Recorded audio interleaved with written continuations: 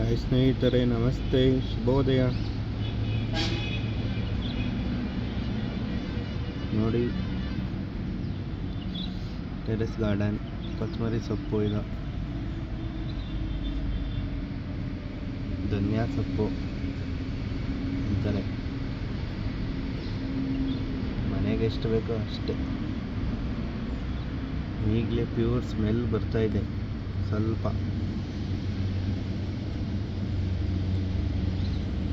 ಚೆನ್ನಾಗಿ ಬೆಳೆದಿದೆಯಾ ಹೇಳಿ. ನಾನು ಮಣ್ಣೆಲ್ಲ ಲೂಸ್ ಮಾಡಿ ಎದ್ವಾ ಹಾಕಿದ್ದೀನಿ. ನೀಟಾಗಿ ಡಿಸೈನ್ ಥರ ಎಲ್ಲ ಹಾಕಿಲ್ಲ. ಮುಂಚೆ ಪಾಟಲ್ಲಿ ಸ್ವಲ್ಪ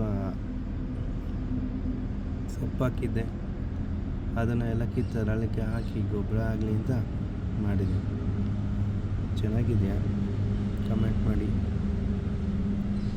ಸಬ್ಸ್ಕ್ರೈಬ್ ಮಾಡಿ. ಮುಂದೆ ಇನ್ನೂ ಹೆಚ್ಚಿನ ವಿಡಿಯೋಗಳು ಚೆನ್ನಾಗಿ ಬರುತ್ತವೆ. ಹೇಗಿದೆ